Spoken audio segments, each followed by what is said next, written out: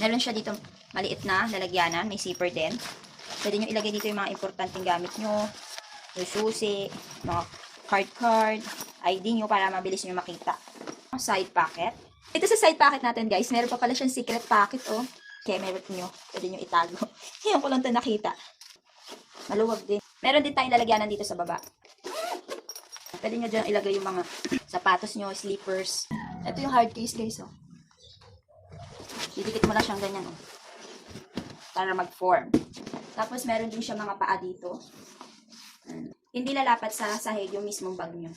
Meron siya tali dito sa ilalim. Pag magsasampay tayo, gagamitin natin.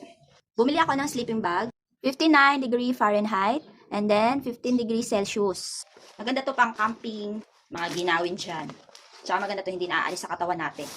Kapal din siya guys. Hindi siya yung basic na sleeping bag na parang punda lang. May foam siya. Ano, malambot. Tapos yung zipper niya, ganyan na itsura. Makapal din yung zipper ah. Matibay yung tahi. Maganda talaga pag Decathlon. 5 flat ako, ganito siya kahaba. So pwede siya sa mga matatangkad pa kaysa sa akin. Kahit magkulong ka dito, pwede. Ang ganda niya. Talagang mag-iinit yung katawan mo dito pag nilagay mo ito. Ito yung information ng ating sleeping bag. Pati zipper nila may mga pagganito. Tatak-tatak. Ganda. Alo, gagi, natanggal. Naaalis naman pala siya. Kinakabahan naman ako sa'yo. Akala ko nasira. Tatanggal pala talaga siya. Para siyang jacket. Dahil yan natatanggal yung dito niya guys, pwede nyo gawing kumot. Kung ayaw nyo i-zipper yung sarili nyo. Ayaw nyo balutin yung sarili nyo. Natin siya ganun. Hindi pa man din ako pumapasok. Pakiramdam ko napakainit. Kasi nga makapal to guys. Talagang maganda. Yan yung itsura niya guys oh.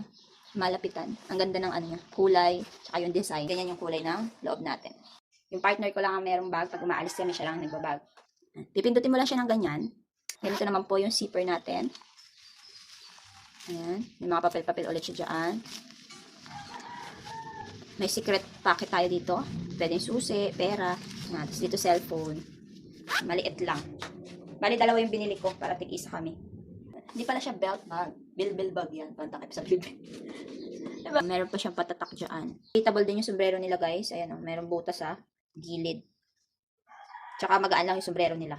Dapat tig-isa talaga kami ni Mahal. Kaya lang, maluwag kasi sa akin. Maliit lang yung ulo ko. Kahit pa idikit mo ganyan. Pangit. Kahit i-adjust mo siyang ganyan oh. Pangit kasi oh. Haba. Sa kanya hindi na kailangan pa i-adjust. Bumili pa ako ng isa palang ganito na bag para tig-isa kami. Sa kanya to, yung binili ko online na. 200 lang naman yung difference. Tapos na tayong ma-unpack ng ating pinamili sa Decathlon. Yan lang po. Thank you for watching.